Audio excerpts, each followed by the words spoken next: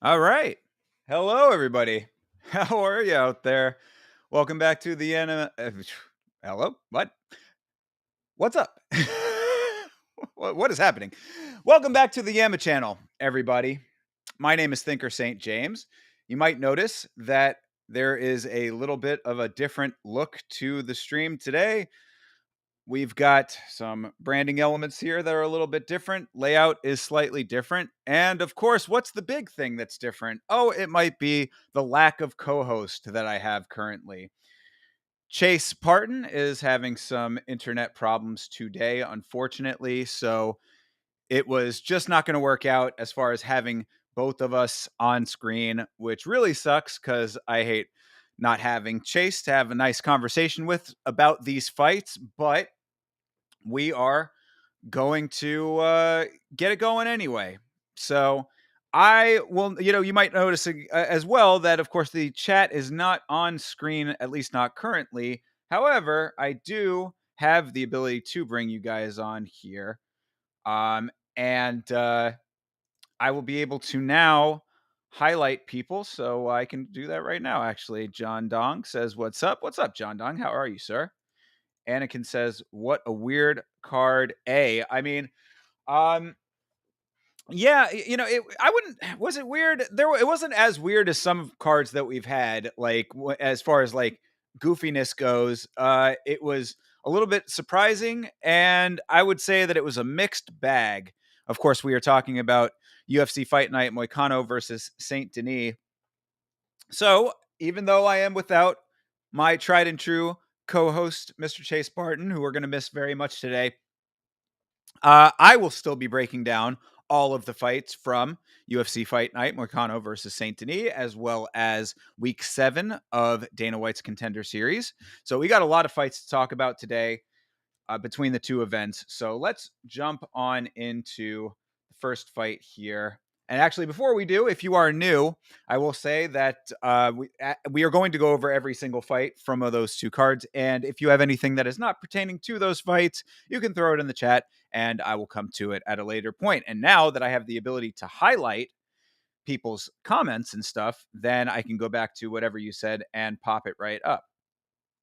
So kind of a cool little setup that we have here. I'm still getting used to how all of this stuff works. So bear with me while I figure certain things out. But for right now, I think that we are pretty well good to go on getting into the fights. So first fight was Balaji Oki versus Chris Duncan. If you recall, I had said that I thought that Chris Duncan would be the man to get the job done on this one. And I was strictly basing that on Oki being from Belgium, where fighting in its current state is a little bit new. And I mean, Oki was doing pretty okay, right? I'm seeing Anakin saying that he was doing so well. I agree. Um, I mean, the thing that I had in the notes is that Duncan fished for the guillotine, which he ended up getting later on, but he fished for the guillotine earlier in the round. Oki popped out of that and then didn't realize that he should be aware that it would still be something that could happen again. You know what I mean? Like, it's like, bro, if you already know that he was like hunting for your neck earlier in the round, you probably should have been a little bit more aware in the sequence that ended up leading to the fight ending portion of the round. But the one thing that I did want to mention here about Duncan, because it was a little bit of a, yeah, I wouldn't say easy, because he was getting a couple of shots before the guillotine was sunk in, but it was not the most difficult um, choke to sink in once he had the opening. And the reason for that was that Oki goes for a trip, right? So like they're on the cage. Oki's trying to get his foot hooked under Duncan's foot to get the trip off. And when he does that, Duncan does this really cool small adjustment movement. I talk a lot about the small movements of MMA when it comes to the grappling and stuff. And Duncan did a really nice one of those. He sort of just slipped his body to the side in like an adjustment and then wrapped the neck up and happened to have the guillotine nice and solid, cinched that up. And I mean, apparently it looked like Oki was almost slipped out of it, but he must have been doing that in the throes of rigor mortis because he was he was out. Like Duncan had to alert the referee that he was out, which is never a good thing. A couple of people in the chat were mentioning how that was not a great look. It wasn't a great look. It was a little bit of an odd angle where the referee was at, and it also looked like Oki was getting himself ready to slip it. So I can't really be too mad at the referee for that one. But either way, regardless of that part of it, it was a submission. So theoretically, he'll be okay. He'll get the help he needs, kids. But yeah, I mean, overall, it was a really nice small movement that led into the ending sequence for Duncan. So I have to say that I was pretty impressed with that because Oki had laid on a couple of decent shots leading up to that. So really, is this an indication that Duncan's going to go on some, massive run hereafter? Not necessarily. Is this an indication that Oki is, not going to be able to come back and get any wins thereafter himself? No.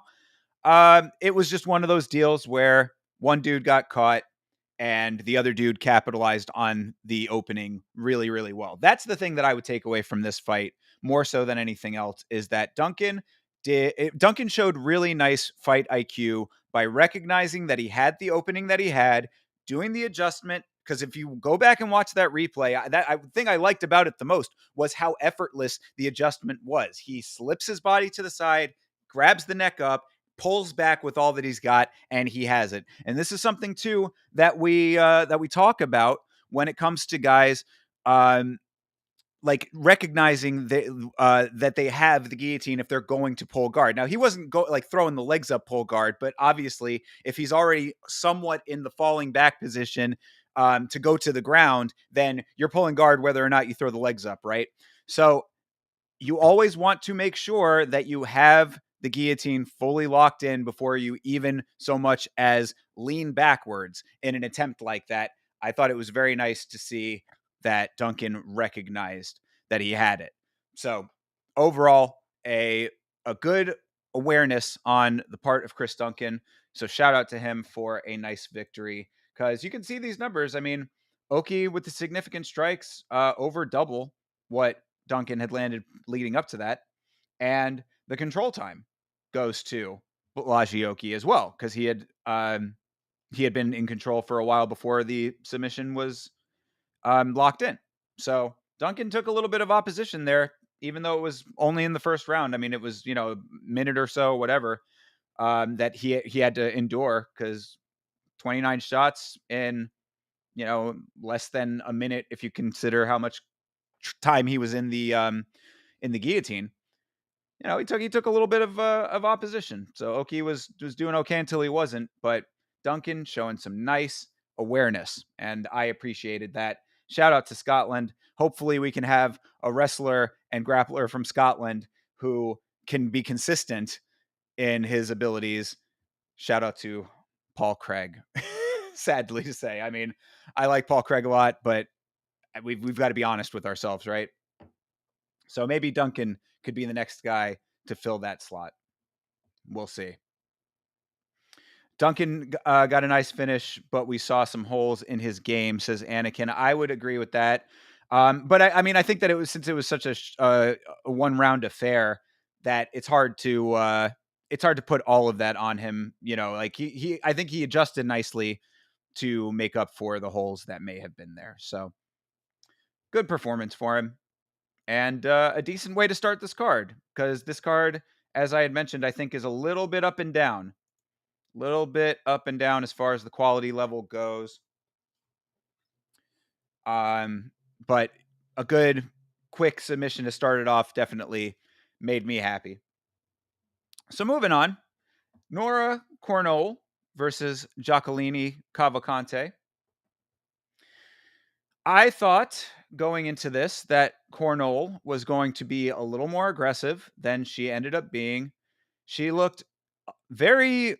I think that the issue with Cornol, based on this performance versus her last performance, is that if she doesn't have the full-on control of the situation, like if she's not having the fight that she wants, she gets like flustered. Is the way that it looked to me, at least from her body language, because she looked slow and she was on the back foot the entire fucking fight. I mean, like, I don't think that there was a single time in that fight that she was pushing forward. She was reacting to everything and having to stay on the back foot because of it.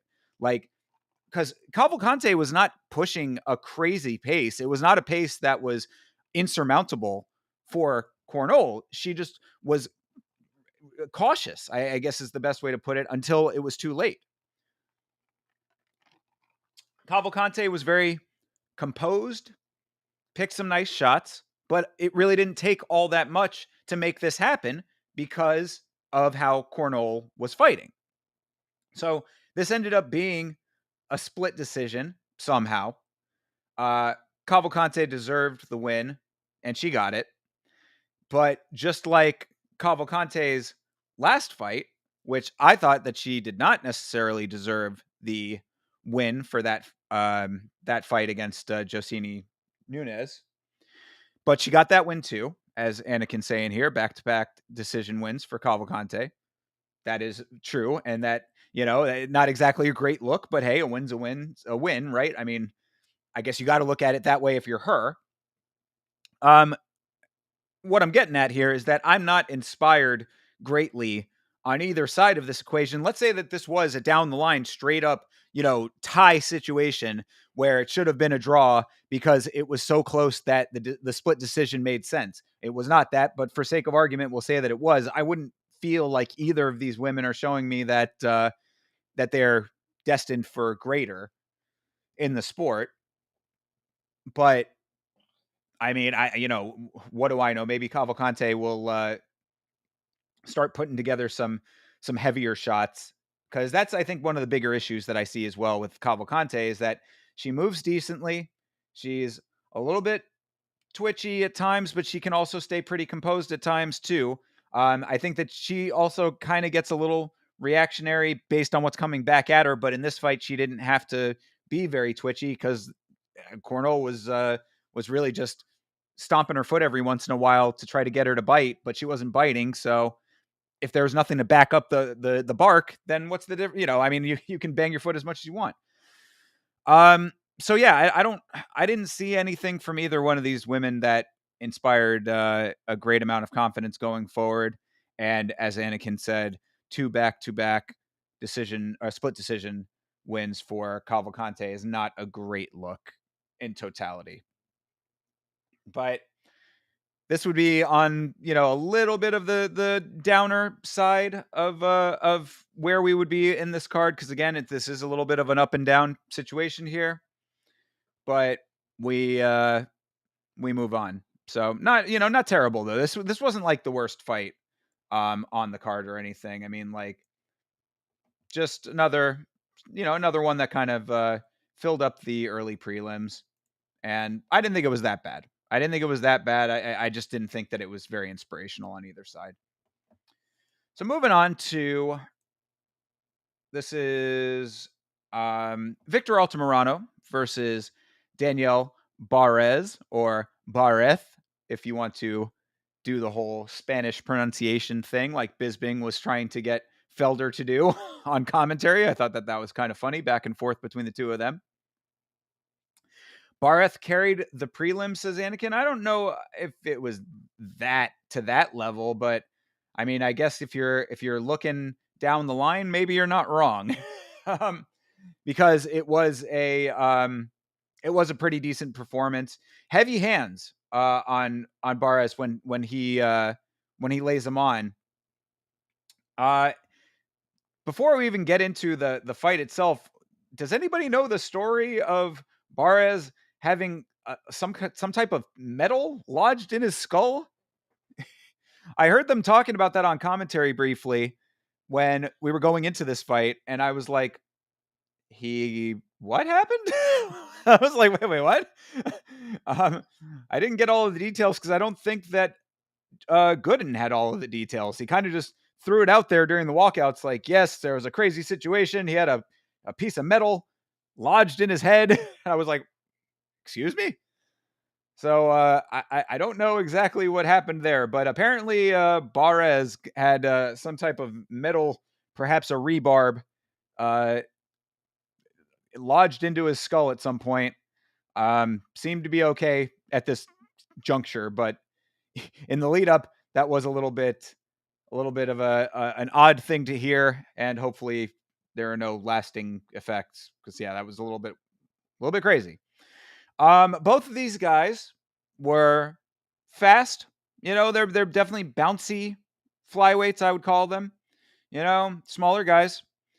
But whenever you see flyweights with decent power in their hands, that is what you want to keep an eye on. Because really, when it comes to flyweight, you're either a world-ending grappler, or you can get the job done with your hands. There's really not much in between. I mean, you could loosely apply that to a lot of MMA, but I would say that it is specifically applicable to flyweight because of everybody being smaller.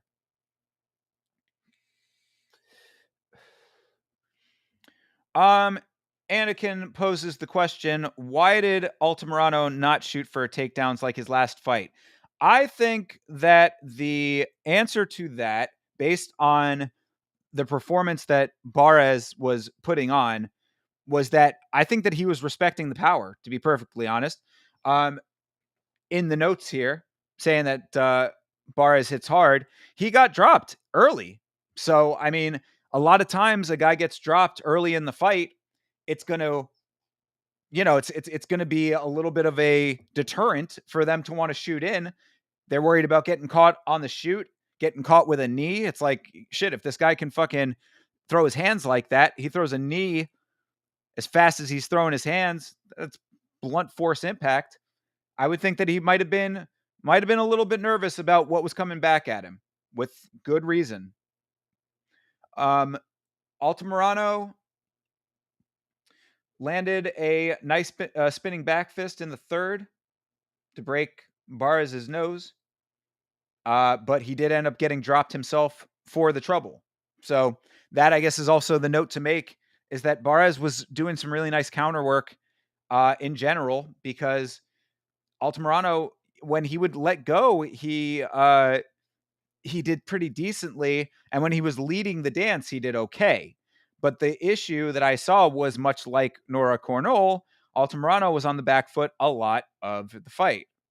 He kicked nicely from the back foot. That was a little bit of a difference there between the two of them. But at the same time, you cannot be on the back foot the entire fight. I mean, unless you're really, really, really, really skilled that way. Um, who Norma Dumont, I would say, is a decent example of somebody who's pretty good like that. Um, is Norma Dumont who fought who was no, it wasn't Norma Dumont, because Norma Dumont just fought Irene Aldana. Um, who am I thinking of here? Um, Jessica Andrade. Who was her last opponent? Natalia Silva. That's who I was thinking of. Yeah, Natalia Silva is another example of somebody who can do it decently off the back foot for like a long time in a fight, because that's pretty much what she was doing against Andrade. But this Victor Altamirano was not that, and kind of crazy to see that the total strikes were as close as they were, and that Altamirano landed more significant strikes overall. But I do think that the decision was warranted to go to Barres, and it is unfortunate for Victor that he is on a 3-fight losing streak now. You never want to be on a 3-fight losing streak in the organization that we know is a death sentence for a lot of guys. So we'll see what ends up happening to him. You want to see Barras versus O'Day Osborne or Lazy Boy next? Yeah, either one of those would make sense. Because Barras as 17-6 now, like, I mean, he's definitely like in that category of dudes that like need to put on like he needs to start mounting a lengthier win streak, you know? He was just coming off of that quick sub by Jafil Filio. So this is good to get him back in the win column, but he needs to put together a streak here to, make himself get to the next level if that's what he's trying to do. And a win over one of those guys would be pretty cool for that. So I think that's decent matchmaking. But we'll see what ends up happening. And Altamirano might be on the chopping block. See what happens there. Moving on. Looking at Eileen Perez versus Daria Zalesniakova. Of course, before we get into anything related to the fight itself, it is pertinent that we mention that Perez missed weight by 0.5 of a pound, half a pound. Very shitty that when that happens. And Bisbing on commentary made a great point that when they miss by such a small amount, it generally means that the weight cut was really bad. So unfortunate that she missed it all, but it was that I would say that missing by that amount is the worst way to miss, because not only did you miss, so you're forfeiting your purse, a portion of your purse, and you've got the stigma of missing weight. But if you're missing by only half a pound, the weight cut was already shitty. So like you're in this terrible situation where you tried to cut weight, it went really poorly, and now you've still missed weight even after killing your body in order to get there. So it's just an unfortunate situation when that happens in general.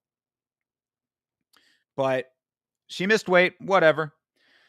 The one thing, and of course, I obviously would have loved to have this guy, the creative player himself, Chase Parton, in the chat for this one. Of course, because he is a big fan of Miss Perez.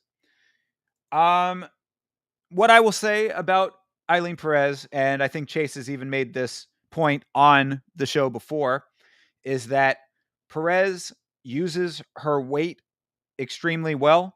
She's a thick girl in more ways than one. She uses her body weight very well. She is very skilled at forcing her will via body weight. That I would say is kind of a theme for this card in general, was that there was a lot of control from some of the more dominant fighters in the on this card in these fights. The more dominant fighter was generally the one that was using their body weight effectively and putting advanced pressure on, because once they were in a situation to capitalize on the pressure, once they were in a situation where there was an opening based on the pressure they were putting on, um, they did pretty well. So, Lane, what up? Not a fan of either woman, to be honest. Yeah, I mean, that that is kind of that was the note that I had about the earlier ladies on the card, Cavalcante and Cornol. Um, I would say that Perez is doing decently with the streak that she's on, because I believe that that's 5 for her now, or 4 in a row for her now. So, I mean, she's building decent wins. So I guess you can say that that's something, but I would probably also tend to agree that, like the last female fight, when we start getting into the higher echelons of the sport, once we start getting towards rankings and stuff like that, things get maybe a little bit dicier for Perez. Selezniakova needs to get out there and drill a lot more in order to hang in general. Um, because really, the issue that arose in this fight was that Perez used the body weight to get the takedown. After Zelezniakova had fought it the first time, she basically falls onto her and secures the head and arm like nothing. I mean, like, there was nothing to stop the head and arm once she sunk it in, and she didn't even have to really adjust all that much. You heard Felder on the commentary say, "Oh, all she needs to do is swing her body over to the other side." That's generally what you want to do. If you're straight down the body line of your opponent, you generally want to swing yourself over into side, the position of side control, but with the head and arm locked in, you want to swing your body over to the side and put the pressure on that way, because it's a better angle to cut off the circulation of the blood flow. But she didn't need to. That was another one. It was similar to the choke out in Manchester, the Modestus Bukowskis choke out, which was also a head and arm, which was also straight down the body. So obviously, I say all of that to say Zelezniakova needs to get herself into some more awareness, like when it comes to her training and all that kind of stuff, because she was not at all anticipating what was pretty well, I mean, I wouldn't say it was necessarily 100% telegraphed, but you have to know that if you're open like that, you got to roll through. I mean, you got to be bucking and creating scrambles and stuff like that, because it's going to be a bad night for you, which it turned out to be for her. It turned out to be so bad, she had Aileen Perez twerking in her face. That's not cool. That's not cool when you just got choked the fuck out. She finished from a position that Pennington couldn't. That's an interesting note, because my other note to close out this segment was that Aileen Perez is claiming that she wants Kayla Harrison. I was like, well, let's back up just a second here. Let's pump the brakes, Miss Perez. Great win. Congratulations on a nice win. I think that fucking Kayla Harrison would send you into the shadow realm so quickly. Like, I don't think that there's any two ways about it. That would be a very, very long, very painful evening for Aileen Perez, or it could be the shortest evening that she's ever had, depending on how fucking Kayla Harrison feels on the night of. Because Kayla Harrison can do literally no wrong in my book right now. I mean, I think that she is going to get that belt fight after next. That is the Thinker early prediction on that one. Kayla Harrison, that is. But we'll see what the deal is. Anyway, I mean, so, I was going to ask Chase all of these things that I had planned as conversation pieces now get posed to you, chat. Bring you guys back on for a little minute here. So what are your thoughts and feelings on Perez twerking in the face of Zalesniakova? Are we okay with this? Are we comfortable with this type of a situation going on?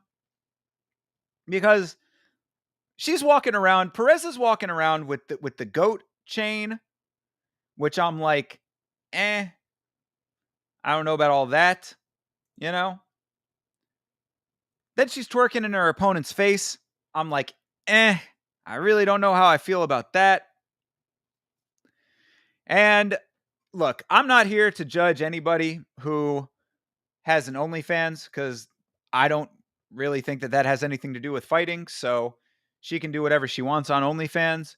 But it is what I will say about Eileen Perez, personally feeling here, is that she's becoming like me and Chase have talked about this before, where you create your own story in MMA, right? Your storyline is based on your fights and whatever you choose to present to the world outside of the octagon.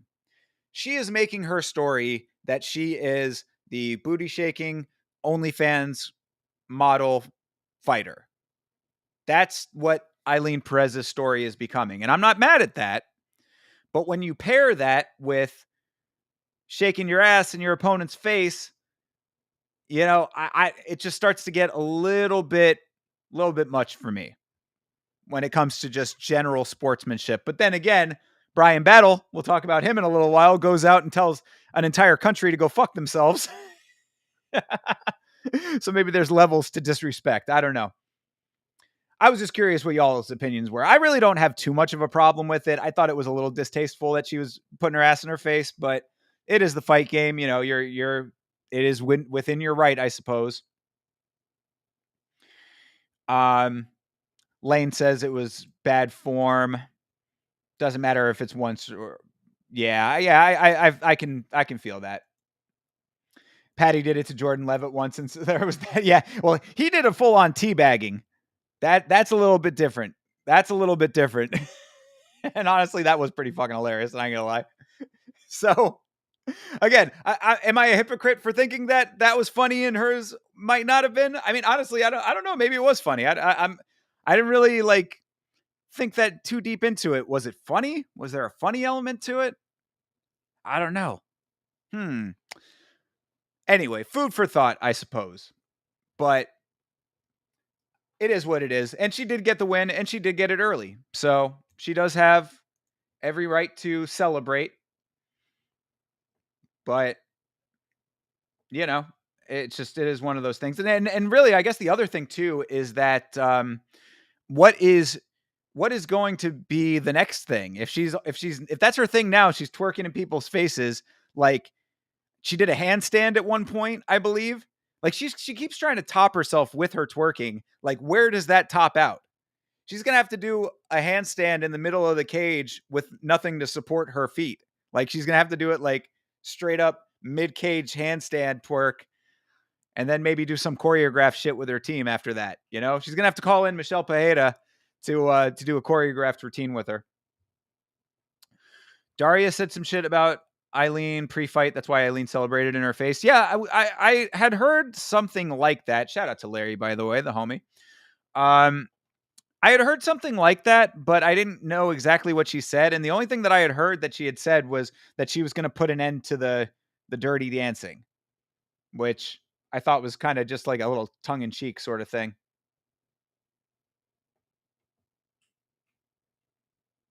Either way, we might see Perez twerking during the fight soon. There you go. That's one step up. That would be one step up, Anakin. Mid-fight twerking. You see all these guys pointing to the ground. You see them doing all their little oh, your kick missed me. Whoa, one of those types of deals. She just goes in there and straight up just starts twerking. If her opponent does not engage, I would not be surprised if that does happen at some point. Which honestly, if she did that I might be okay with, because that's funny as fuck. I mean, everybody liked it when Nick Diaz laid down in the middle of the cage, right? You know? It's levels. It's levels. It's levels to the trash. I don't know. I don't think it's that bad, but it was just something I was curious y'all's opinion on. All right, let's move on here though. We got a lot more fights to go over. We got Taylor Lopoulos versus Vince Morales. We talked about Vince Morales coming into this fight. I was saying, bro, I hope that Morales goes out of the organization and gets himself some solid wins and some advancement in his technique in general, that he becomes a better fighter, a more well-rounded fighter outside of the organization, so that when he comes back, we have a really nice showing from him. I thought that this was not the worst showing of all time for him, but it was not enough yet again. And this is yet another fight where I'm seeing Taylor Lopoulos. I was not super impressed with him with his last fight. I'm seeing him here again, getting a unanimous decision win. You know, I mean, 30-27s across the board.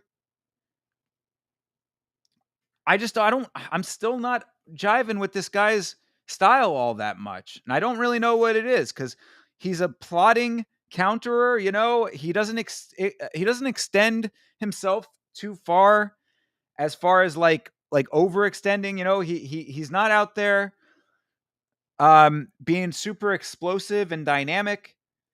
Plotting is really the way to put it. He reminds me of a less technically sound, maybe slightly less, or like maybe a better way to put it is a clunky version of Jalen Turner. Is kind of how I see this guy. Like, he's kind of oafy in his movements sometimes. Like, I don't know, the way he carries his body. Just like, I'm not super impressed by this dude. But that all said, Lapoulos was putting it on Morales. Morales took a kick to his side that left a huge red welt on his back. There was a red, what looked, I guess, like a scratch.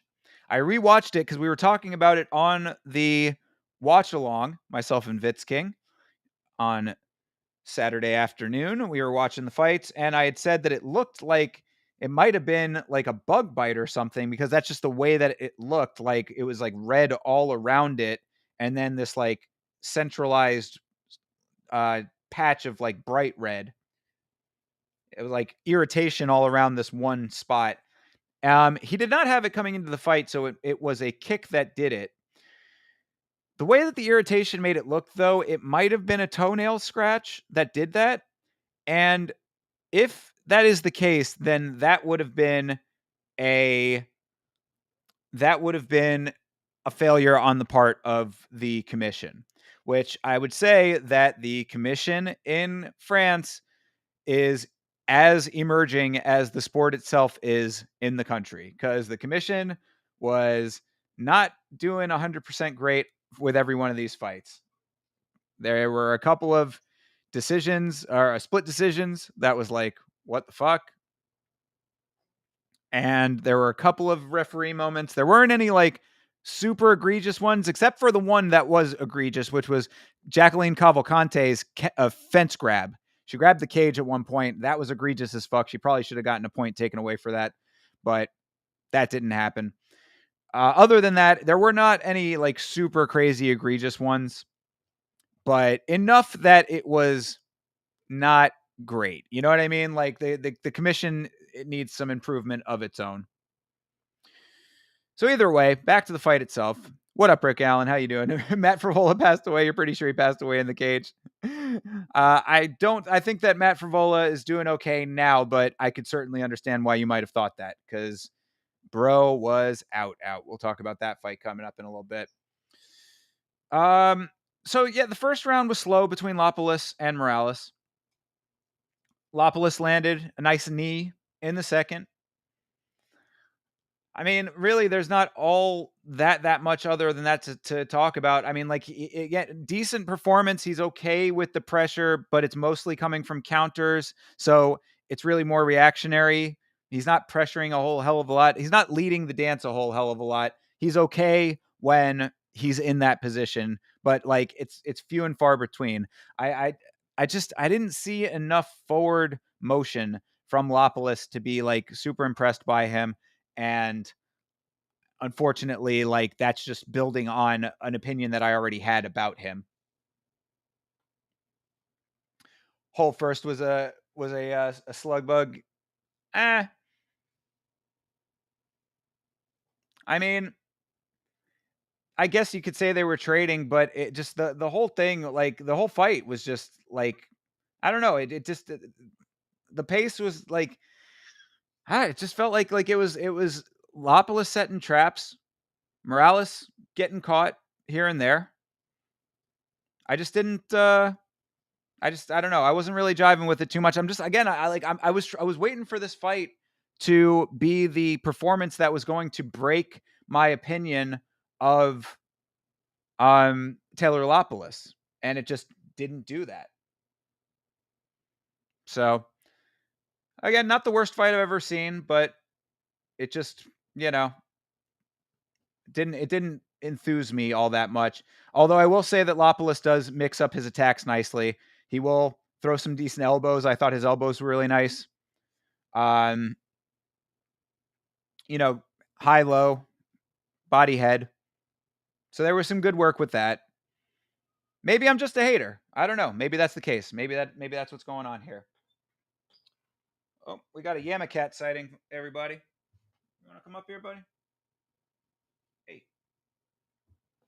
Here, come here. There he is. Say hello, everybody. Omen the Yamacat checking in. Being a little menace. This little guy freaking running around at 3 o'clock in the morning. What do we got going on here? Need to see Frivola versus Dober too. Need the boy Dober back to get that win. That would probably be where he'd get that win if it was going to happen at this point. Yeah, we'll talk about Frivola coming up in a little bit.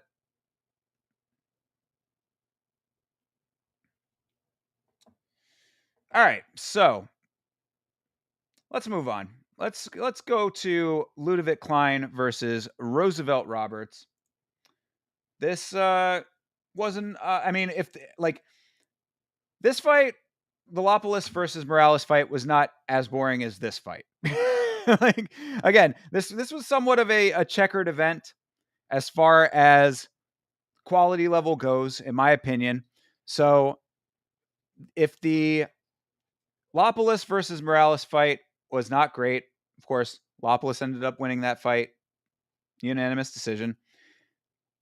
This fight was a lot less intense action coming off of a fight that I thought the action, that I thought the action was not all that intense in that one either. Was it the worst fight that I've ever seen? No. Was the Ludovic Klein Roosevelt Roberts fight the worst fight I've ever seen? No.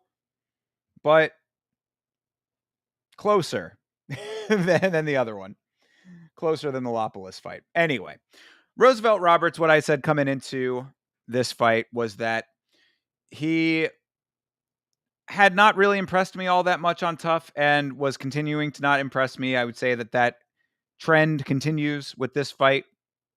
I did think that it was cool that Roberts had mentioned on Tough that he wanted to move back to Florida to follow Michael Chandler over to Kill Cliff, which he ended up doing.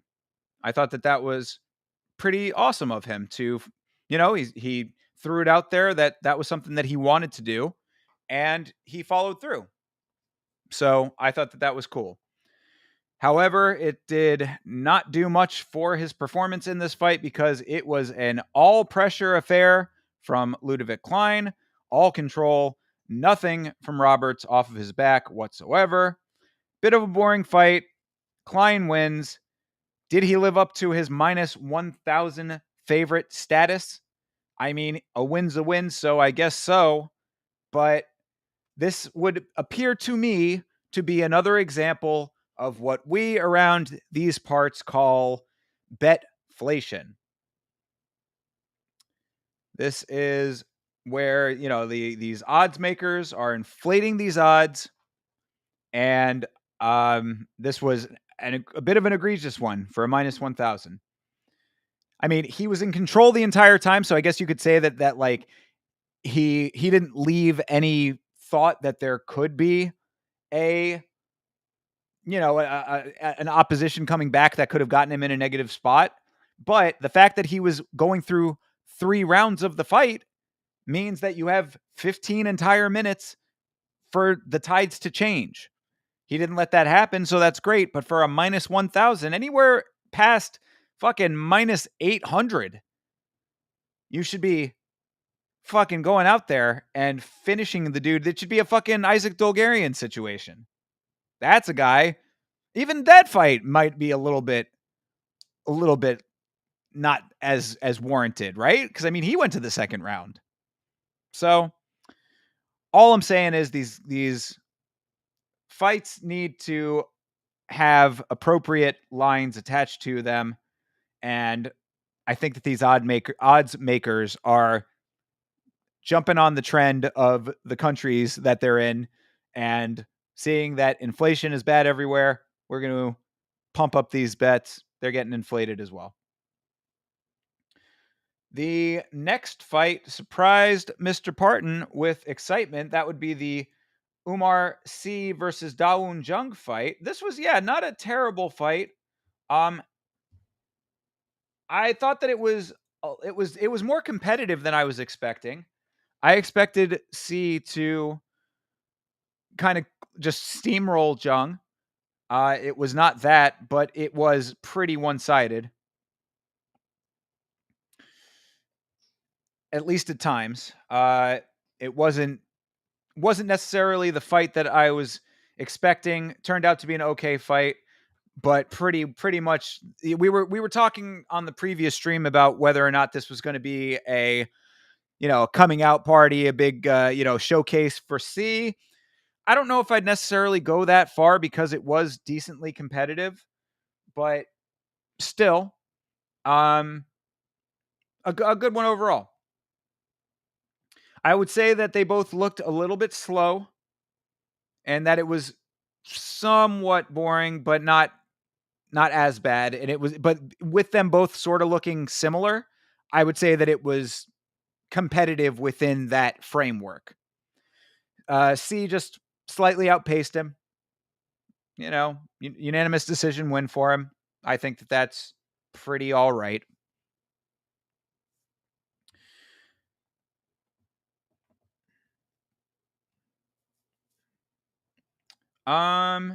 Wish I saw more of the 4 KO Umar because his striking looks really sluggish, but wrestling always going to be great. Yeah, I mean that like I just think he looked slightly sluggish. Period in this fight, and when you're coming off of all of those great finishes, it is unfortunate not to have that same level of intensity. Because I would have liked to seen a vintage performance for him over a decently known name in the sport. Could have been a more of a showcase fight for him. I think that because I was saying going into that fight, I'm like, this could be a guy from France to watch out for. And now I guess it's looking more like maybe fucking Morgan Charrier might be the guy to look out for. Or actually, Fares Ziam, he's the one that really, his stock was the one that rose the most from all of the affairs. I mean, I'd say that knee is what everybody's going to remember the most, besides Benoit Saint-Denis getting his ass kicked in one round. But I digress.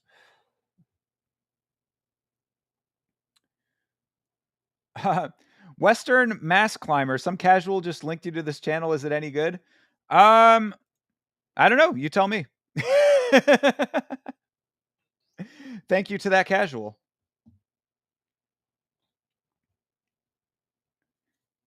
So anyway, decent win for Sy, but not the greatest win. Not the win that I would have liked for him to be like the dude. You know what I mean? Like, oh man, France really has a major contender on their hands now.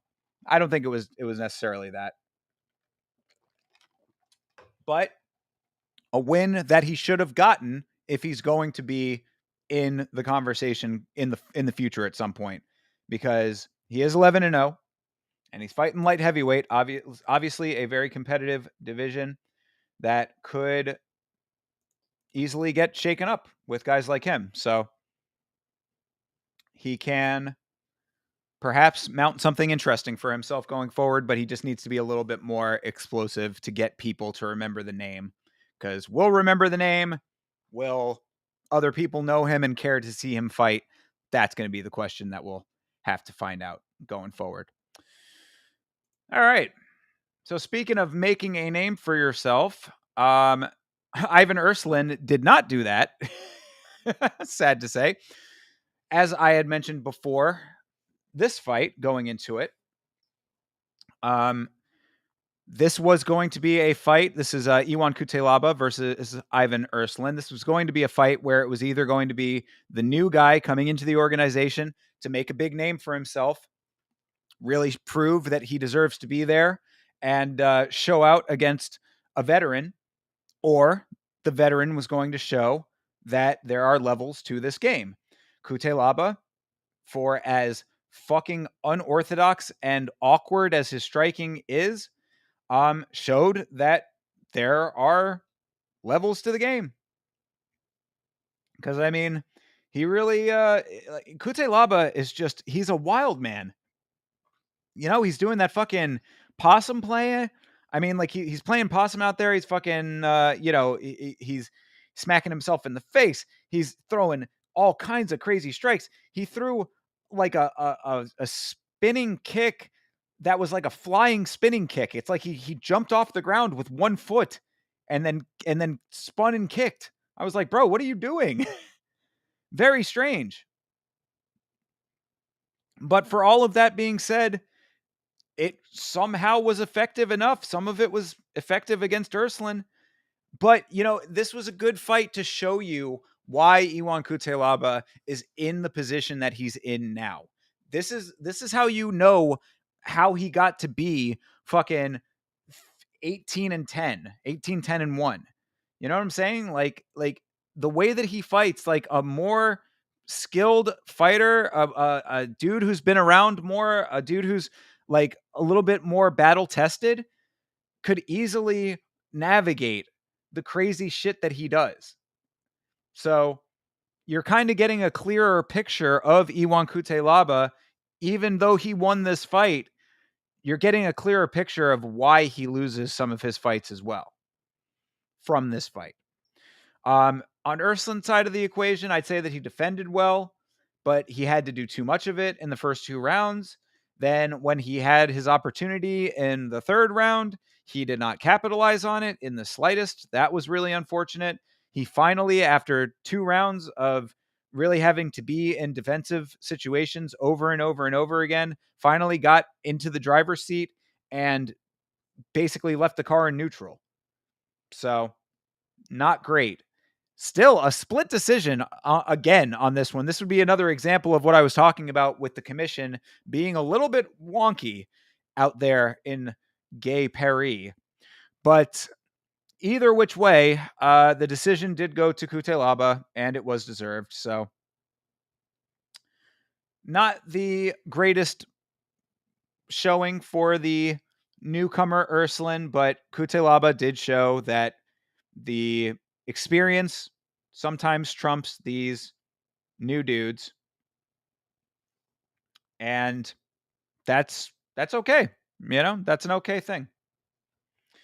So good for Kutelaba to not have yet another loss on the record, but the record is still going to be very checkered, and I don't think that there's really much of a forward trajectory for Kutelaba at this point, but anything can happen, I suppose. How old is Kutelaba at this point now? He is 30 years old, so I mean, there could be. Dude's 30 years old, looks about 48. But yeah, only 30 years old. Perhaps there might be some future for him, but if there's going to be 18 and 10 is fucking atrocious. So you got to start getting a lot more victories, go on a decent run, then maybe there's a conversation to be had. Because I mean, for a while there, he was in danger of getting cut. I mean, a win like that will keep you around because I guarantee you he would have gotten cut if he had lost that fight. But I would say that maybe another organization might be a good idea for Kutelaba.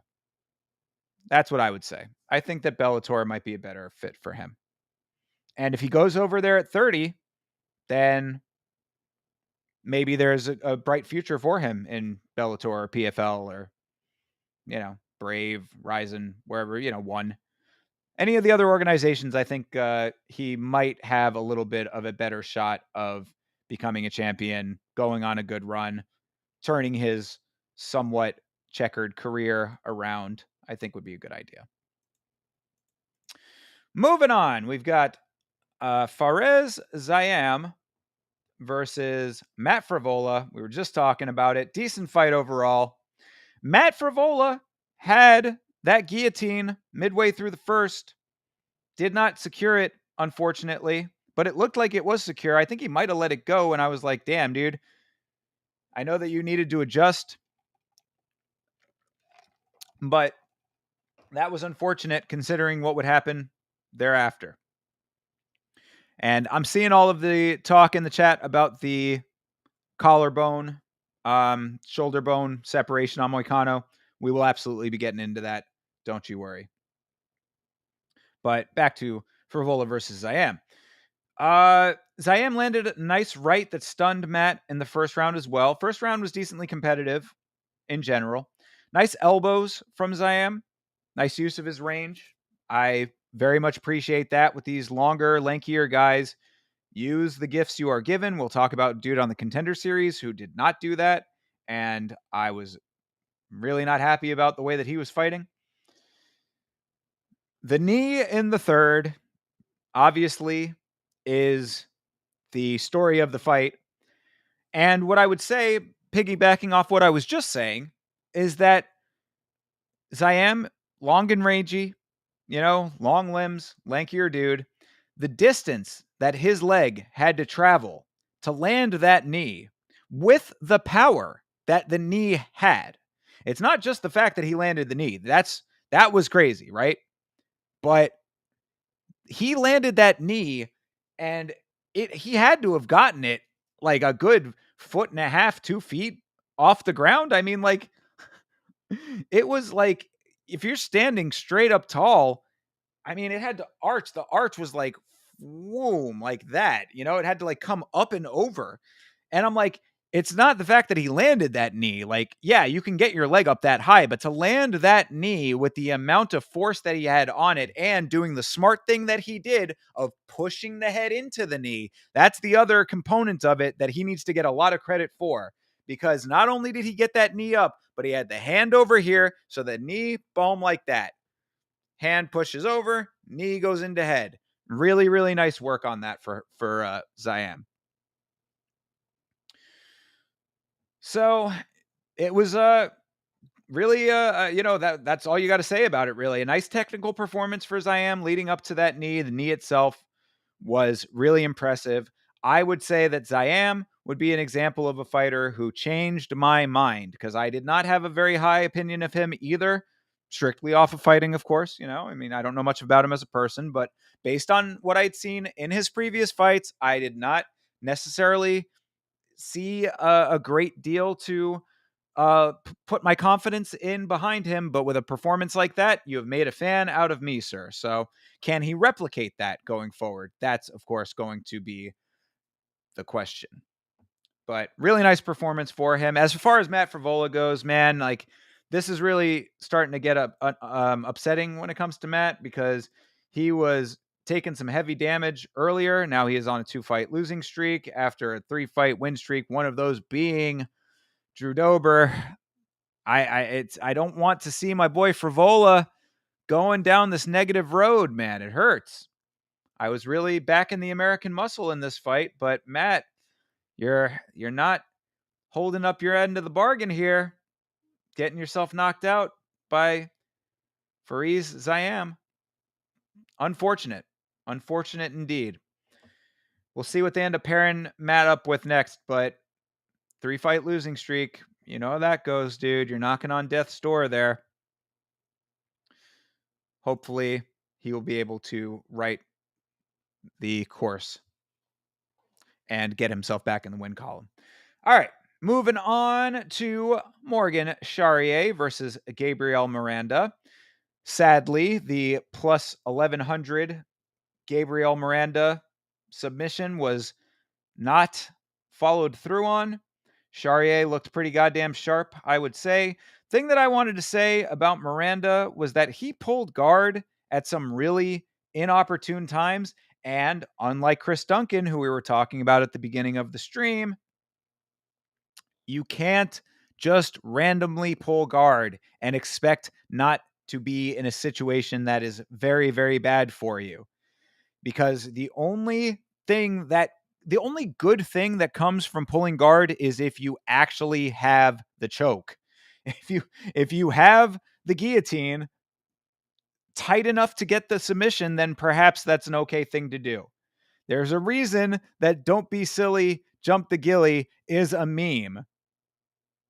You know, it's a fun thing to say, and it's funny when people do it if you're Dustin Poirier, but even Dustin Poirier knows how bad that can be.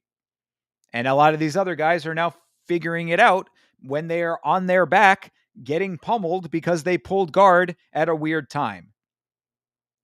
So I think that it was an unfortunate deal for Miranda that he was hunting for the submission a little bit too hard. Sometimes these guys, obviously we had talked about on the previous week that Miranda's 16 wins, I believe, out of his 17, I think it was. Say he was 17-6 going into the fight. 16 of those wins were by submission, so you know what he's aiming for, but you got to be fight aware. If it is not working to your advantage, you can't go back to the well too many times. Shout out to Brendan Allen, who we'll talk about in a little bit. But yeah, Miranda got caught turning his head. He lands a back fist, but eats a heavy hook from Charrier to go night-night early in the second round. So Morgan Charrier's got the power, man. He's got power in his hands. He's got the triple X Tentacion hair going on. I think that he needs somebody who's going to really give him some problems at this point, because he's coming off of two really nice wins. Anakin saying Morgan Charrier versus Cub Swanson is a possibility. I mean, I would be very sad for my dude Cub, because that would absolutely be the organization feeding the young hungry dude to or feeding the old man to the young hungry dude. But I mean, it might be warranted at this point for Charrier, because I mean, he's coming off of that. The last one was a knockout as well, right? Oh no. Oh, I thought shoot, my bad. Yeah, all of the other wins had been knockouts. I thought that he was on a 2-fight win streak. No, he lost to Chepe Mariscal, but back in the win column with another knockout, and all of his others in his last 5. He's 4-1 in his last 5. All of the others being knockouts or TKOs. So, I mean, do you let the loss to Chepe Mariscal color the rest of the rest of your opinion about how he should be going forward? I don't know. I wouldn't say so necessarily, but it was recent, and that does not help his case. It's like, oh, you're 1-1 in your last 2, if you look at it that way, right? So 20-10, kind of a crazy record for the guy, considering that he is he like 20 something? Yeah, he's 28 years old with 30 professional fights. It's pretty crazy. And a draw in there too, so 21. But yeah, I mean, nice performance for him. And we'll see what they end up doing. I mean, Obviously, it's going to take a really good wrestler and a good grappler to be able to put this guy away. If he's knocking everybody out, don't let the dude stay on his feet. I think it's pretty simple in that regard, but easier said than done.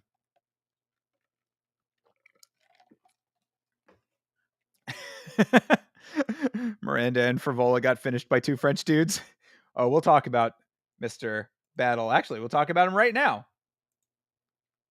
This is Kevin Jousset versus Brian Battle. Of course, as I make very clear around here, Brian Battle, friend of the channel, and someone that I am a fan of. Brian took a little bit of opposition early in this fight. Nothing he couldn't overcome, but a little bit. He got dumped on his face early, worked through that early pressure from Jousset, turned the tables, early in the fight. What I would say is that he kind of overcommitted to the takedowns in the first and took a few shots because of it. Maybe not because of it, but in addition to that, he also took some shots. But he course corrected in the second round, and that was what mattered. Jousset got worn down significantly in the second round, and Brian sensed it. Brian has a really decent fight IQ, so he was well aware of what was going on throughout the entirety of the fight. Brian stood flat in Jouset's face, turned up the power. He made some good reads of his own. So all of that, pretty good stuff. And then, of course, was able to finish the fight. So Brian Battle getting the second round TKO. Good stuff. But I don't think that I could get out of this portion of the stream without talking about his post-fight. So what did everybody think of his post-fight interview? His Octagon interview? USA in this hoe, baby. I know you didn't think that a butcher was going to lose in a fist fight to a French dude.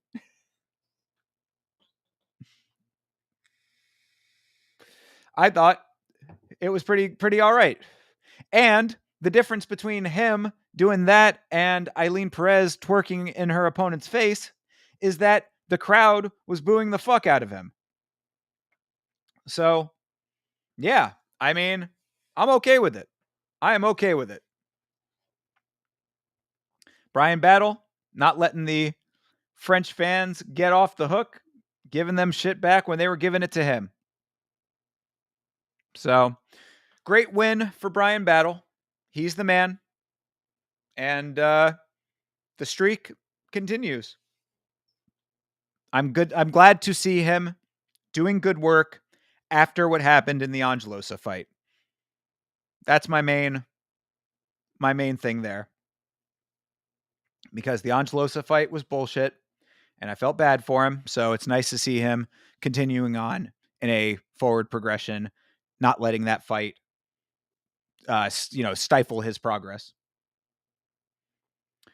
Jousset actually did well, and he shows that he has that chin. Yeah, I mean, that's what I was saying earlier, is that, I think that he did pretty decently earlier on in the fight. He just got overwhelmed because Brian made some really nice reads. He's a pretty solid fight IQ, or he has a pretty solid fight IQ, I should say. And when he saw that he was getting the better of Jousset, he turned up the power. He has the power to do that. I thought that the fight was really, it was a really solid showing of Battle's fight IQ for that exact reason, because Jousset was doing well. He like all of the adjustments that Brian made throughout the fight led up to how he ended up finishing it. Because as I had said earlier, he was overcommitted to the takedown early in the first. He took a couple of shots, on top of him kind of overcommitting to the wrestling. All of that in the second, he made all of the adjustments. I think that that is exactly what you want to see. If something's not working in a fight, you cannot continue to go back to the well over and over and over again. Yeah, and we'll talk about Brandon Allen here in a minute, but you can't go back to the well over and over and over and expect for a different outcome, right? That's like that classic definition of insanity type of thing. So I think that he made some really nice adjustments and it worked out very good for him. What do I think about Battle versus Magny or Chaos next? Ooh, I think Magny's retired, is he not? Did he? I think that that he at least said he's going to step away from the sport for a little while. Chaos Williams, though, I do like that fight. I think that would be kind of cool.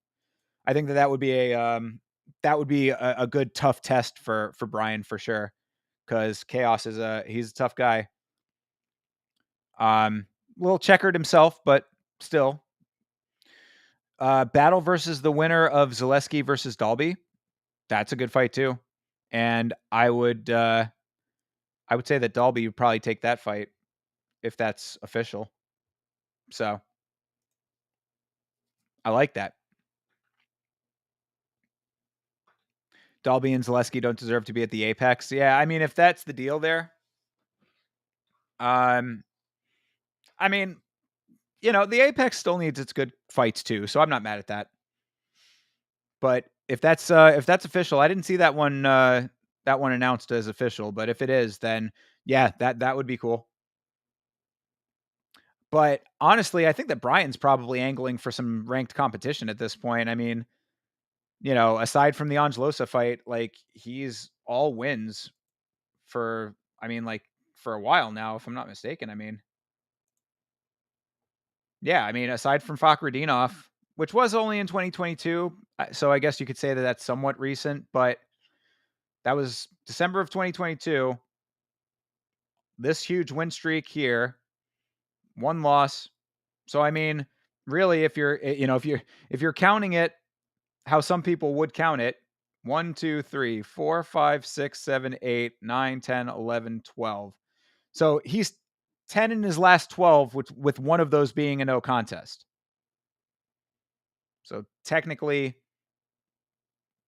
11 in his last 12, so to speak. You know what I'm saying? So yeah, I mean, I would think that that battle is probably going to be wanting some ranked competition coming up. So I don't know if he's going to try to make that happen, or you know if he's going to end up getting another fight. But if he does end up with another unranked guy, that would be a good one. The Dalby and Zaleski winner. Magny is still ranked 15. Yeah. I don't think that they automatically drop you out of the rankings if you announce retirement. Like, I don't think that just like you instantly fall off the rankings if you are already there.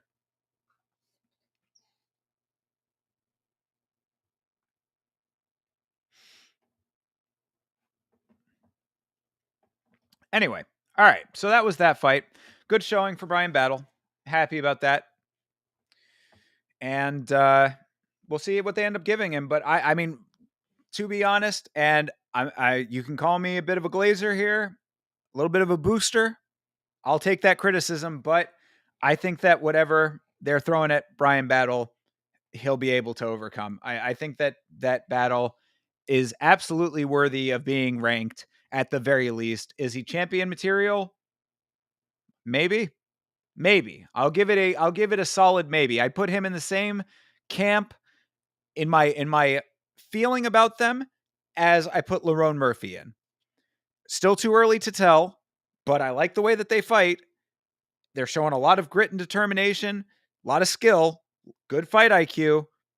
I would think that they're not out of the conversation until they put themselves out of the conversation. That's how I look at it personally. Obviously, very different styles, but overall, I think about them in similar fashion because I think that they both have the potential until they themselves don't have the potential anymore. Moving on. Let's do William Gomez versus Joanderson Brito. Now, I saw my buddy Chase Parton in the Discord saying that this was a highway robbery for William Gomez. Um, I don't think that this was the worst robbery I have ever seen. I would class this as a petty theft, but it was still the wrong decision.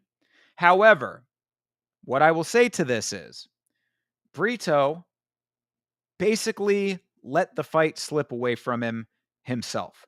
I think that he could have won this fight with a couple of better adjustments, and I just don't think that he made them. Like, what I would say is that Brito, I talked about Brian Battle overcommitting.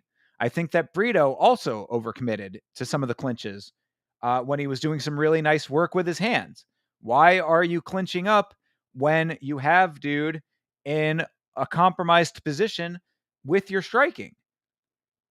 Like, he went into these clinches after landing a couple of shots. Like, bro, you could have just stayed on the outside.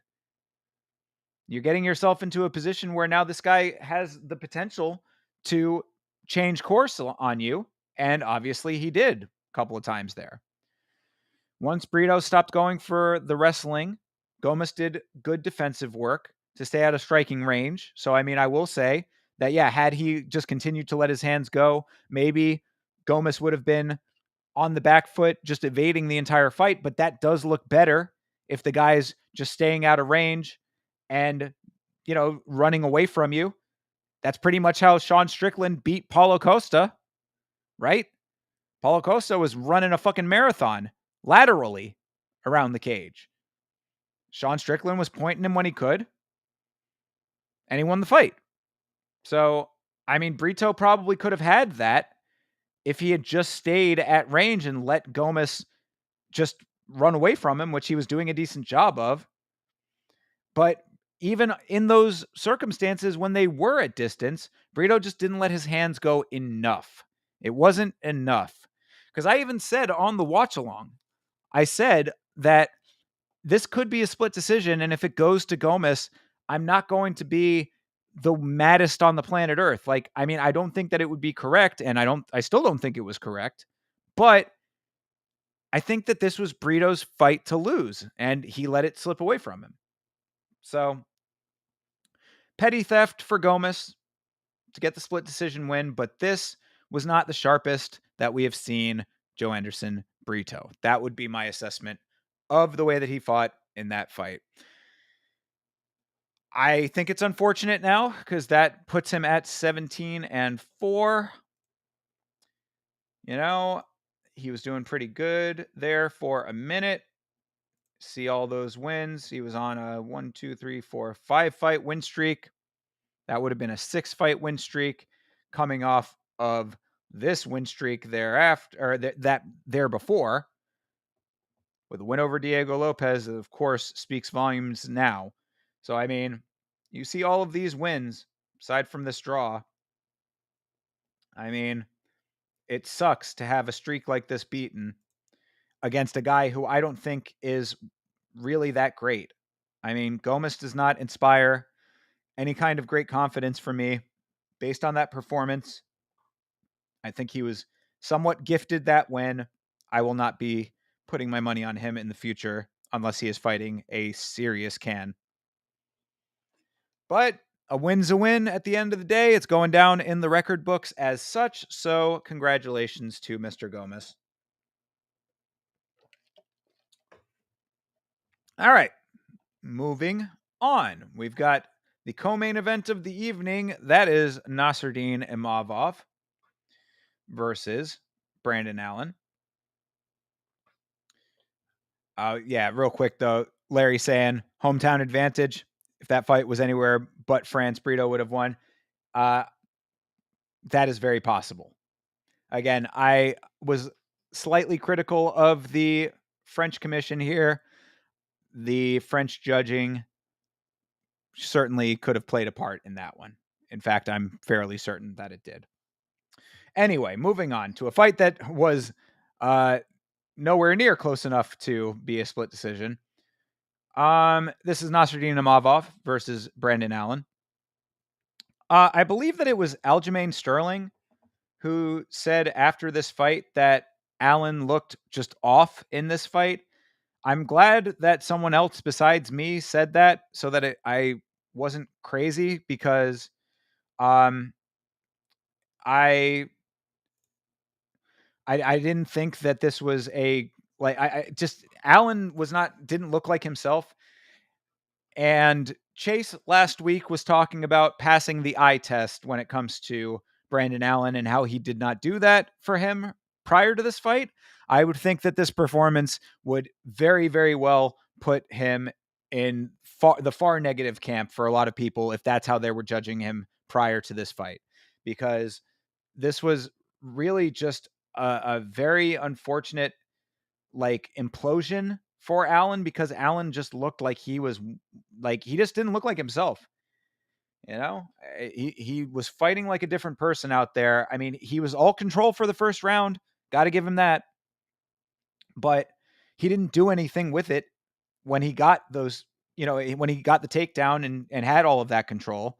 And then again, going back to the fight IQ compliments here, Imavov made some really nice adjustments to his approach from the start of the second round to defend all of Allen's wrestling. And then the second and third were all Imavov on the ground and on the feet.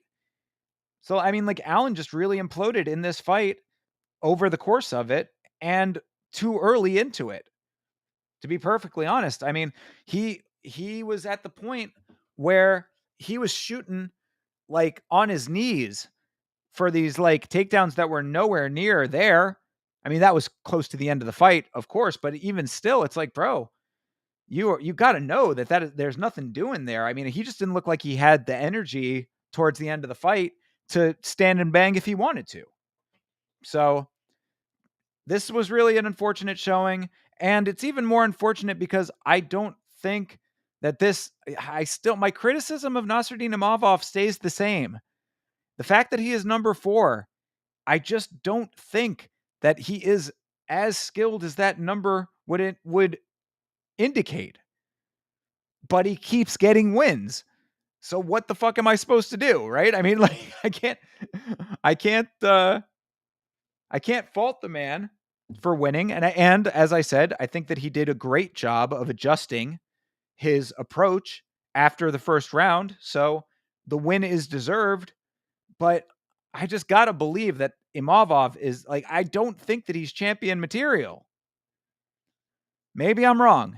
I'll eat these words. You can clip this and send it back to me when he gets his belt. But a win over Jared Cannonier at the stage that he is at, plus this win against Brandon Allen, who did not look at all like himself. And it's not because of anything that Imavov was doing in the first round. He just looked like he might have been sick. Like he looked like he might have had like a cold or something. Like he just looked depleted. He looked depleted in that first round, after the first round, and then all the way through second and third. So I don't know. But does it equal up to Imavov having championship potential? I don't know if I see that either. Either way, a win is a win, and it was a well-deserved win. Unanimous decision for Imavov. That's fine. All good. He retains his ranking. Allen does not move up. That's going to be a bit of a setback. Anytime that you get close to the top and then lose a big fight like that, it's going to be a lot harder to climb back up into that position again. You generally do not get another shot at something that high that quickly. So, see what happens for Mr. Allen going forward. And I want to know what the hell was wrong with him, to be perfectly honest. All right. So we come to the main event. This is Renato Moicano versus Benoit Saint-Denis. The chat has been on fire with the conversations about Renato Moicano and his separated shoulder. I thought that was fucking wild when we found that out after the fight. How the fuck was he cleared to fight is the question that I have. Chase was saying, oh, the show must go on. The show must go on. Well, no, like from the fighter's perspective, perhaps you're not wrong, but you will not get cleared to fight with something that bad. He's saying that it happened weeks before the fight started. I mean, did they not x-ray him during the physical? Like, how the fuck was he able to pass his pre-fight exams? I mean, that's insane to me. But regardless, the man goes in there with a separated shoulder. Moicano gets the first takedown he attempts and then proceeds to do a full fight's worth of damage in about 4 minutes' time. Beautiful control paired with heavy elbows and punches fucked both of Benoit Saint-Denis' eyes up royally. To the point where that dude looked like he was wearing a fucking mask. Bro, was that bad news. His eyes were beyond fucked. Benoit showed his toughness, as I would say that he arguably took the second round. So, I mean, had his eyes not been as badly damaged as they were, perhaps it could have been a different story for him. But that was not the case. So, doctor comes in, does a very, very thorough eye exam. It took quite a while for the doctor to reach the conclusion that he could not see out of the eye that was clearly swollen shut. But the fight is called off, and Renato Moicano gets the victory. Well deserved. I did not think that Moicano had it in him to be as dynamic as he was in that first round. That was my mistake, and I will take my lickings for that one. Because I thought that Benoit Saint-Denis was going to be tougher, quicker, and it turned out to be the exact opposite.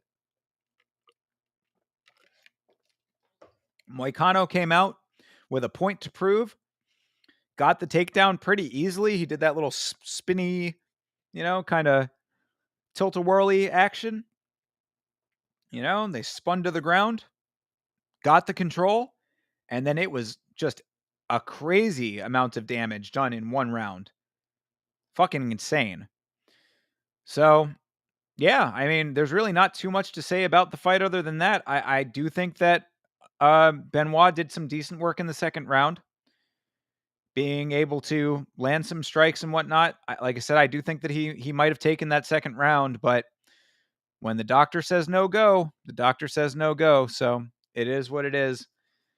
Renato Moicano gets the victory and calls out Paddy Pimblett amongst a smattering of other interesting things that he said on the mic, not to be outdone by Brian Battle talking all of that shit about France. Moicano gets on the mic and says, here's just a selection of what he says. I have in the notes that he said that he wanted to talk shit about the French, but after going to the Louvre, he couldn't do it. So he went to an art museum and said, wow, these French people can't be that bad. Look at these cool paintings. He also said that the French people are not that bad, but their government sucks. He said that he was not a big fan of their president, in a little bit more colorful language than I have used there. He said that the French Revolution couldn't erase Jesus. He says that everyone needs to know that democracy is a fallacy and needs to read Democracy, the God That Failed.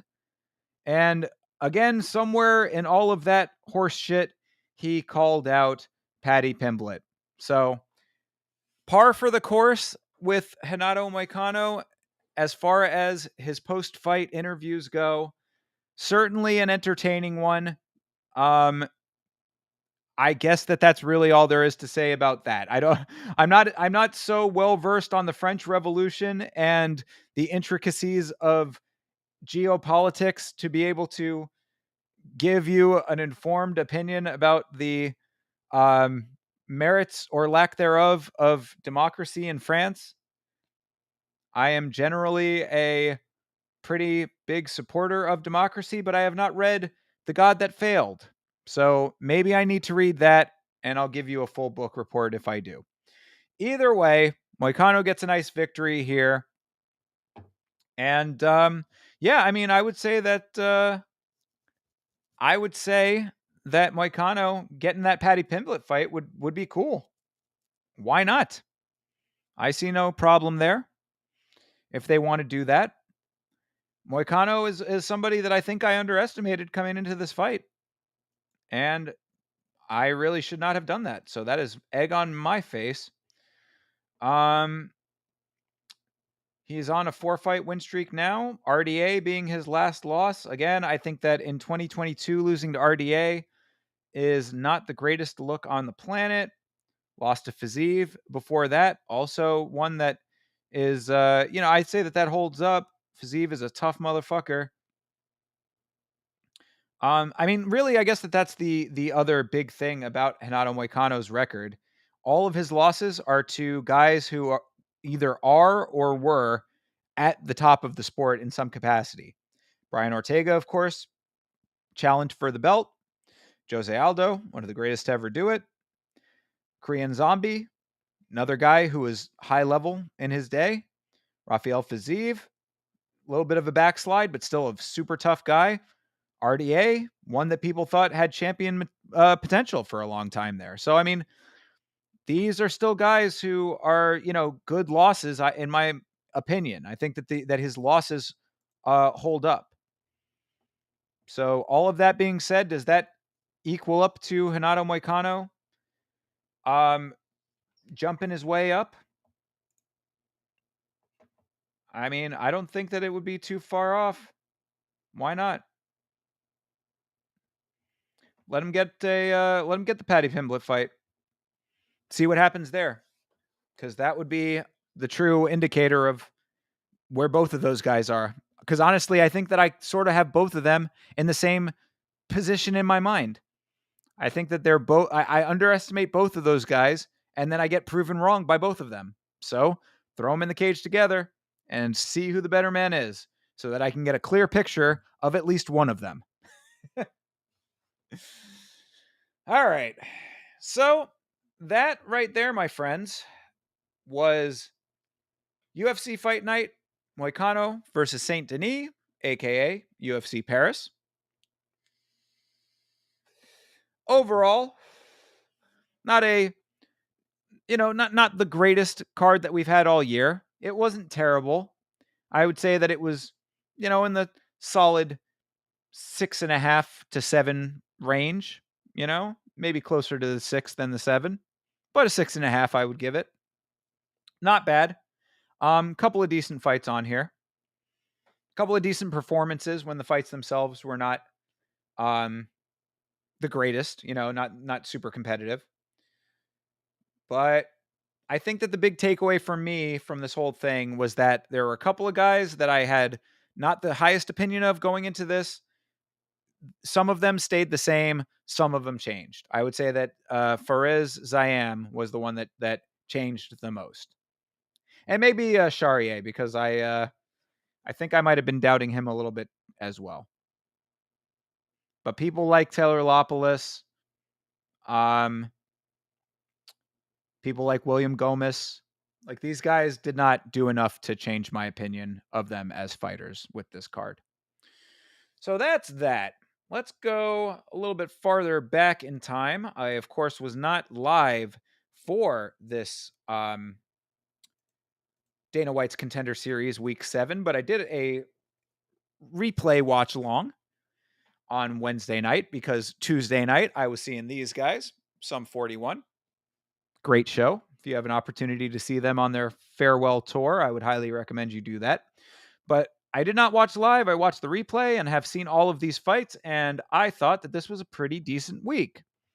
So let's get into it, shall we? To start it off, we have Alexa. I believe it's Alexa. It's spelled Alexia, but I think they were pronouncing it Alexa. Alexa Thainara versus Rose Conceição. Conceição is the current LFA strawweight champion. I don't think that they're going to strip her for her loss here, but I liked how Thainara was fighting in this fight. Thainara was pressure heavy and super aggressive throughout the entire fight. Man, she was really in your face. She didn't give Conceição an inch to work. Conceição, I think, was getting overwhelmed by the pressure that Thainara was putting on her and just didn't know how to adjust in time. Conceição had some decent striking and kicks, but nowhere near as dynamic as Thainara. She was just one step behind the entire fight. So, Thainara ran away with it pretty much. I would say that, did they end up 30? Yeah, 30-27s across the board. Yeah, I would say that that was accurate. And it looks like Thainara might have decent power in her hands because she landed some pretty good shots, but did not get the knockdown or knockout, of course. She might have gotten a knockdown. Did they credit her with one? Nah, I guess not. Okay. But either way, it looks like she's got decent power in her hands, so there's potential for her to be pretty dangerous. I like the way that she was fighting. She fought very aggressively.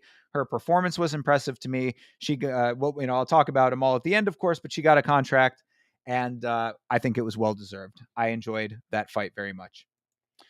But a fight that I enjoyed even more than that, or at least a performance that I enjoyed even more than that, was Kevin Vallejos versus Cam Teague. Kevin Vallejos, my man, the Argentinian, fought against Gene Silva on the Contender Series. That is his only loss. He is now 14-1 because of that loss. Had he not fought Gene Silva, he would have been 14-0. Well, or 13-0, whatever. If he didn't have the one because of Gene Silva, he would be undefeated. That's what I'm trying to say. And it showed when it came to his fucking boxing. Good Lord, was that guy's boxing brilliant. I mean, granted, he was not getting a lot of opposition back from Mr. Teague, so it's a little bit hard to say how it's going to be against guys who are going to be more dynamic with their wrestling. If somebody's going to be able to get him to the ground, what's he going to do there? I'm always very cautious at this point about putting all of my eggs in the basket of any fighter that we've only seen do one thing. If we've seen extremely nice hands from a guy and not a lot of testing when it comes to his wrestling and grappling abilities, then in the back of my mind, I'm always going to wonder, how are those elements? So until we see that, I can't put all of my backing behind him. But before seeing that and only seeing the boxing, I can say with all certainty that his boxing was fucking fantastic. Good Lord. On top of all of his combos, which were going low high, body top, very nice. The finishing sequence, I had it counted at 14 strikes. Dana says that he had his people counted up and it was 20 strikes. But either which way, no matter whether it was 14, 20, fucking 17, any number that pick a number that's over 10, that sequence to end the fight was fucking beautiful. Fan fucking tastic. The boxing that he was doing, the striking that ended the fight. So this guy is a hot prospect for sure, this Kevin Vallejos. And if I'm not mistaken, I believe Mr. Parton was telling me that this is the dude who said that he wanted to go and fight Movsar Evloev because Movsar, of course, had his fight canceled. If this was the guy that wanted to have that fight, I wouldn't be mad at it off of that performance. I mean, he probably needs to show that he's got a little bit more going for him than that, in order to prove that he deserves something of that caliber. But I appreciate the balls in him saying that. And after a victory like that, I mean, give me a fucking break, dude. That was it was so clean, so incredibly clean. So really, really impressive victory for Kevin Vallejos on the Contender Series Week 7. Moving on, this is Kevin Christian versus Francesco Mazzeo. Christian is 6'7" tall, so extremely tall guy. Ended up getting the win via triangle. I would say that Christian was not looking that great before the triangle.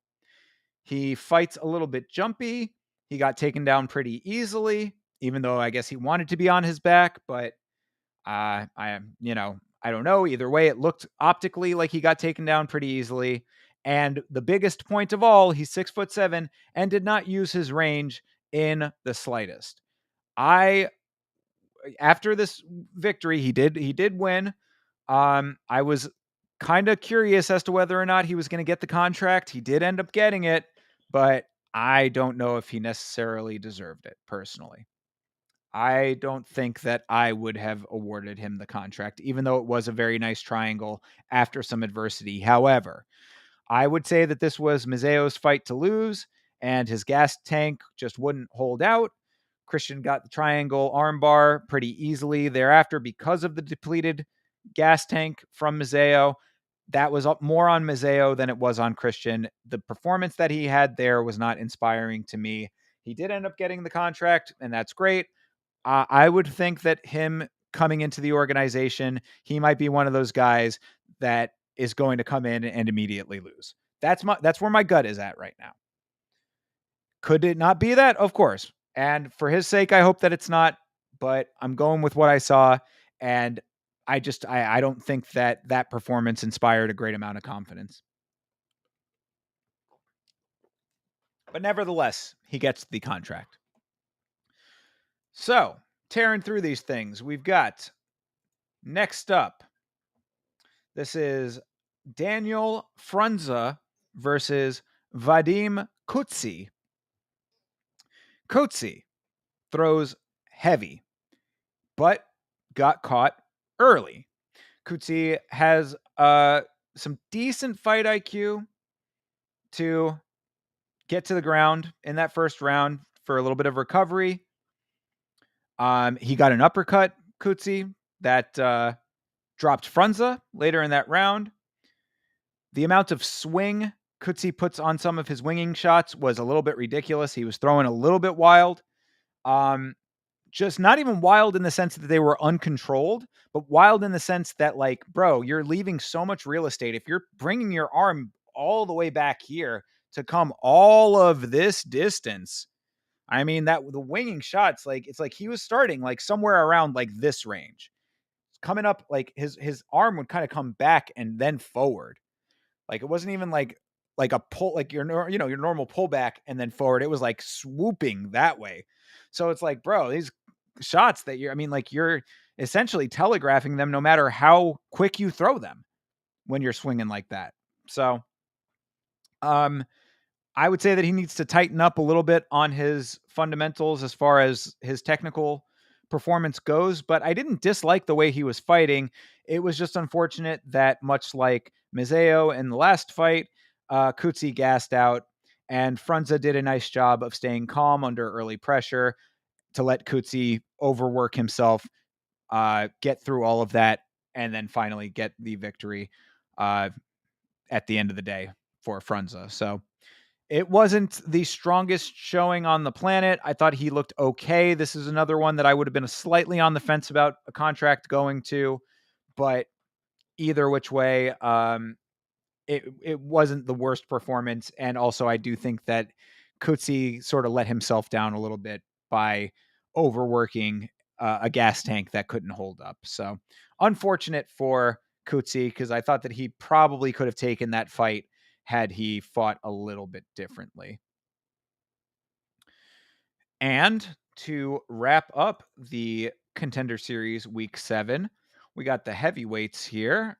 This is Bailey Schoenfelder versus Danilo Voyvodkin. Bailey was a huge favorite coming into this fight. Bailey, who is a former football player, American football, for all of you internationals out there. He played for, I forget which college it was, but he played college ball. I think it might have been University of Minnesota. That's sticking out in my mind, but I could be wrong. Either way, he was a college football player. Switched over to MMA, like so many Greg Hardys, not a person that you really want to be following in the footsteps of, but I'll leave that to the side. Anyway, Schoenfelder was a very big favorite, is the point, and Voyvodkin came in and fucking smashed the fuck. Danilo went out to Caio Bahaio's tattoo artist to get his fight to the end tattoo that he's got on his side there, his little stomach tattoo, similar fonts. and the tattoo on his back looks like it was laser printed onto his skin. That dude got a font straight up tattooed on his back. Like, you see that every once in a while. There's a dude in One who also has that. He's got a chest tattoo, and it is clearly like printed off of the computer font. Um, Voyvodkin looks like he also has that, but you know, Voyvodkin is fighting out of Ukraine. Obviously, there is a lot going on in that region of the world, so it was nice to see him put on for his people.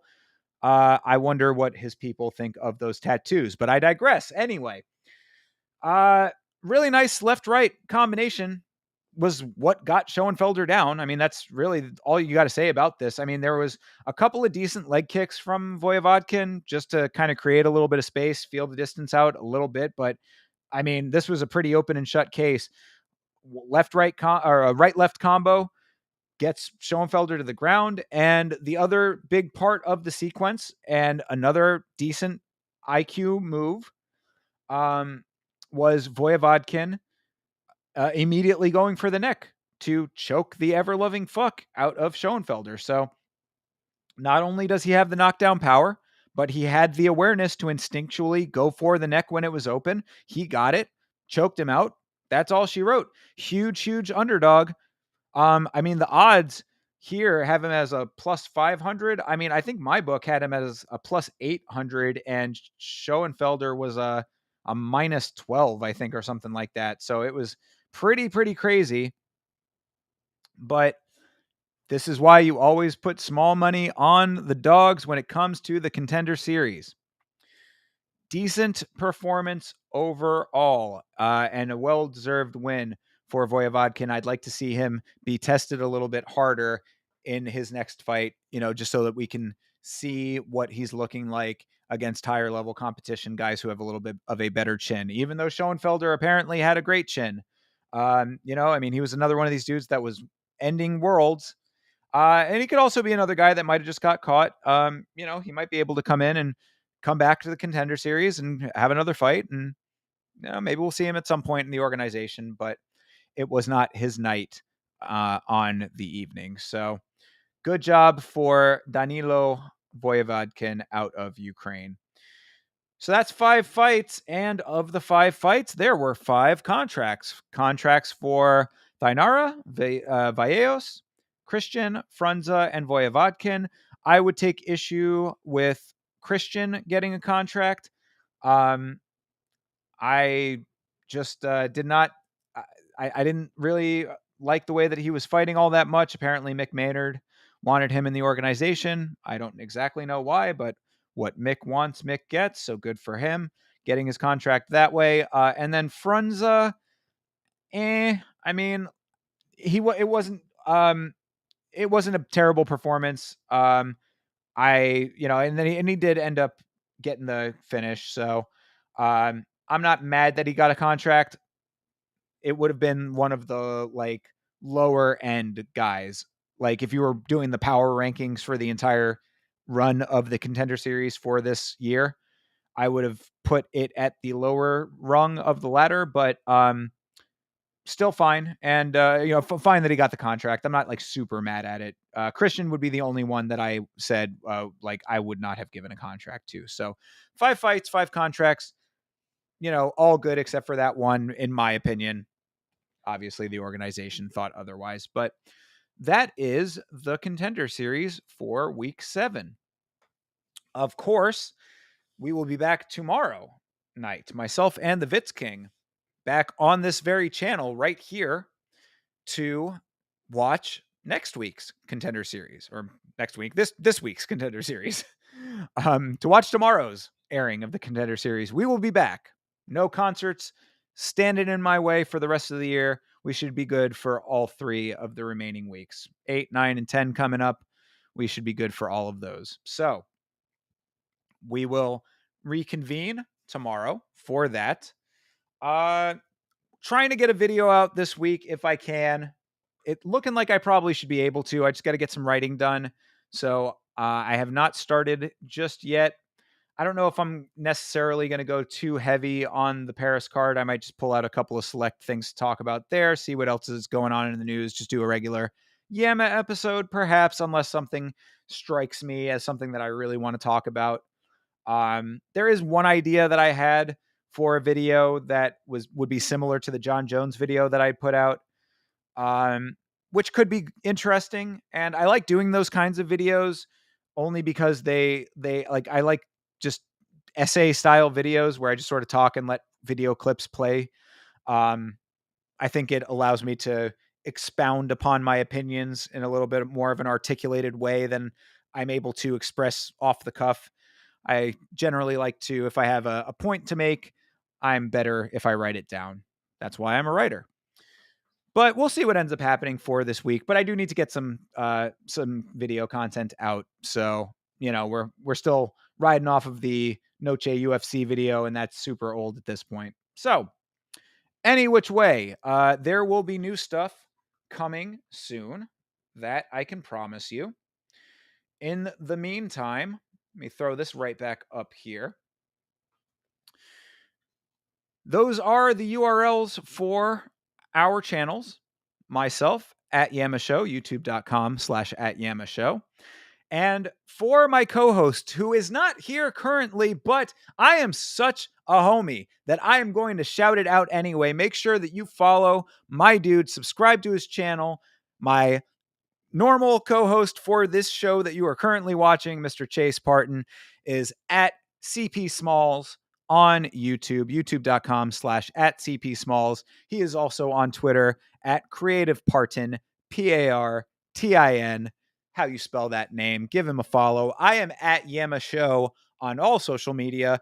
Follow me as well, especially on Instagram. Always posting some generally funny stuff over there when the inspiration strikes or I see something worth commenting on.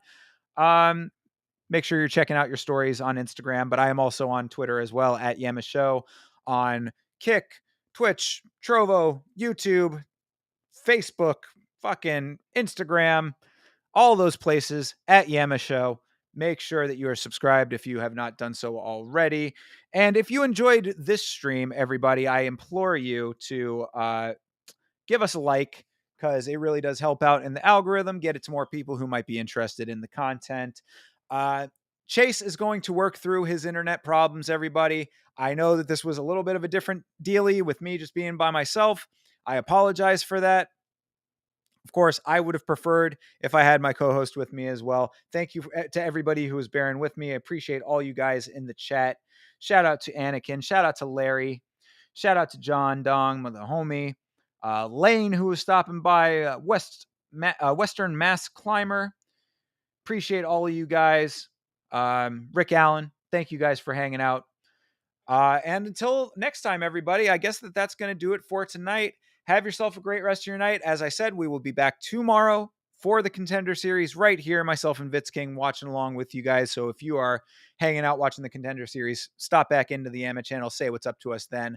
Until then, everybody, have a great rest of your night. See you tomorrow. And most importantly, as always, fight on.